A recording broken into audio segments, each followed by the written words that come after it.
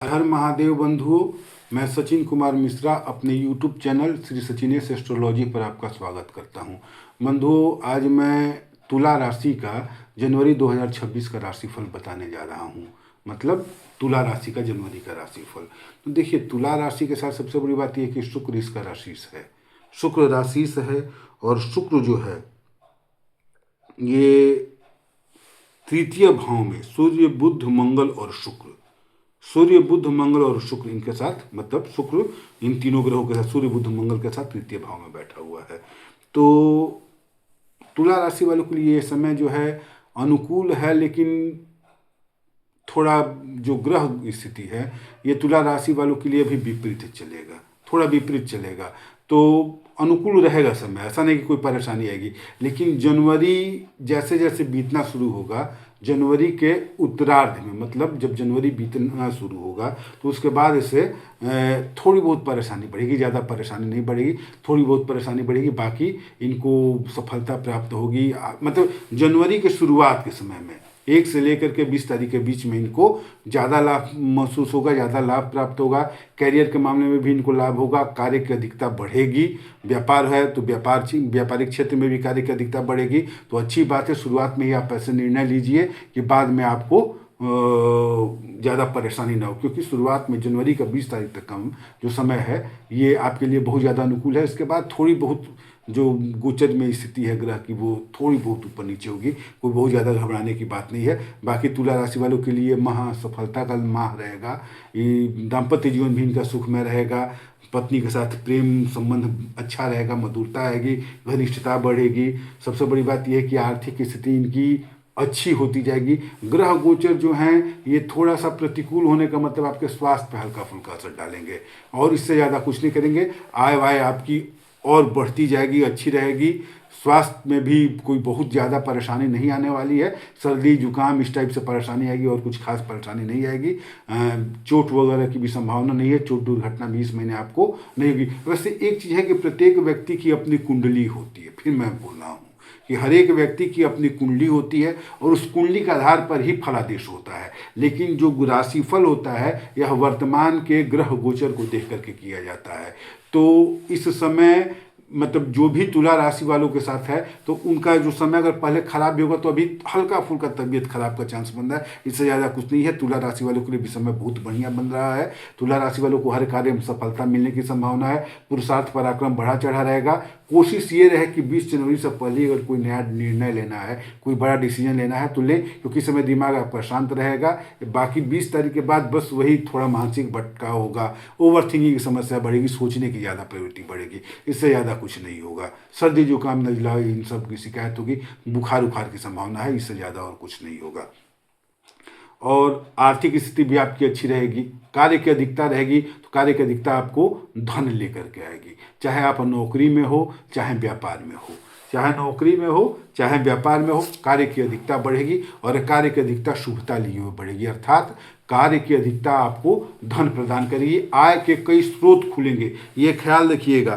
क्योंकि केतु बैठा हुआ है आपके एकादश भाव में, एकादश भाव में केतु बैठा हुआ है, और एकादश भाव का केतु जो होता है आय के कई स्रोत को देता है, कई स्रोत को देता है। एक साथ ही राहु जो है वो पंचम भाव में बैठा हुआ है, तो यह भी पंचम भाव का राहु भी आपको धर्म की तरफ लेकर के जाएगा, और धर्म की सहायता से आपके भाग्य में वृद्धि होगी। तो ये समय भी आपके लिए बहुत ज़्यादा शुभ रहेगा। लेकिन फिर भी कोशिश ये करें कि जनवरी का जो लास्ट का समय होगा उससे ज़्यादा बेहतर जनवरी शुरुआत का समय है। तो कोई बड़ा निर्णय लेना हो तो जनवरी के शुरुआत में ही लें। जनवरी अंत में उतना मतलब व्यर्थ का मानसिक क्लेश रहेगा, तो क्लेश में आदमी कैसा निर्णय लेता है, बस यही चीज़ होगी, और कोई खास परेशानी नहीं आएगी।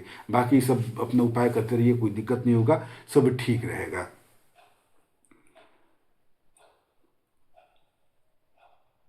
सबसे बड़ी बात यह है कि इस समय दाम्पत्य जीवन भी आपका सुखमय रहेगा।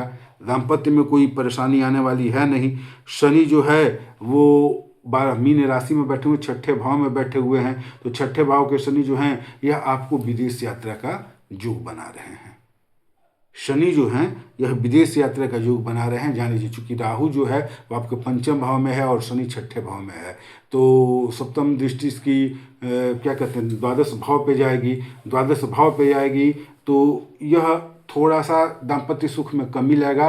दाम्पत्य सुख में कमी लाने का मतलब स्वास्थ्य संबंधी परेशानी नहीं, पत्नी से दूरी देगा। और दूरी एक ही स्थिति में संभव है कि आप एक स्थान से किसी दूसरे स्थान पर जाएं। तो यह समय आपके लिए, अगर विदेश यात्रा का शौक है, विदेश जाना चाहते हैं, विदेश कमाना जाना चाहते हैं, तो यह समय आपके लिए बड़ा अनुकूल है। मतलब बाहर से पैसा आपके पास आएगा। जहाँ रह करके काम करें वहाँ से तो पैसा आएगा ही आएगा, बाहर से, जन्म स्थान से दूर से, परदेश से भी आपके आय में वृद्धि होगी, परदेश से भी पैसा आएगा। तो इसका ख्याल रखिएगा और इस हिसाब से मेहनत कीजिएगा कैरियर में, तो धीरे धीरे आपको लाभ महसूस होना शुरू हो जाएगा।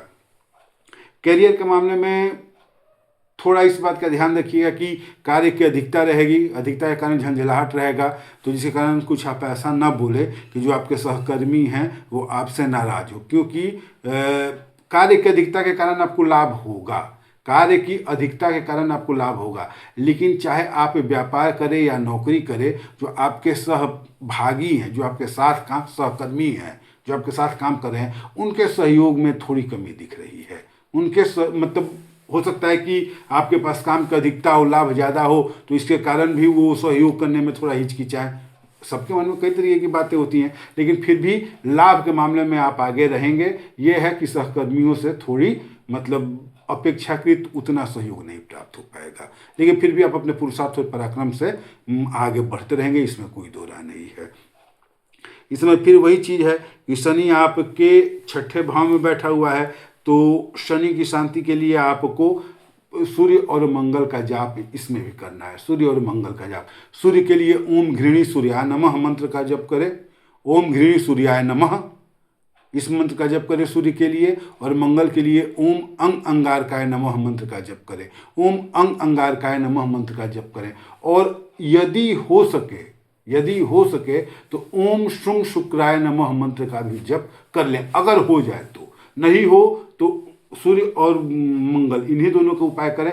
एक माला जपना है, 2 मिनट का समय लगेगा। अगर हो सकता है आपसे तो ओम शुम शुक्राय नमः मंत्र का भी जप कर लें, बहुत लाभ मिलेगा। जीवन में सुख ऐश्वर्य की वृद्धि होगी और धन प्राप्ति, सुख वृद्धि, ऐश्वर्य वृद्धि, इस तरीके से कई चीज़ों में लाभ होगा। तो अगर कोशिश कीजिए शुक्र का भी अगर जप हो जाए ओम शुम शुक्राय नमः, तो बहुत बेहतर है आपके लिए।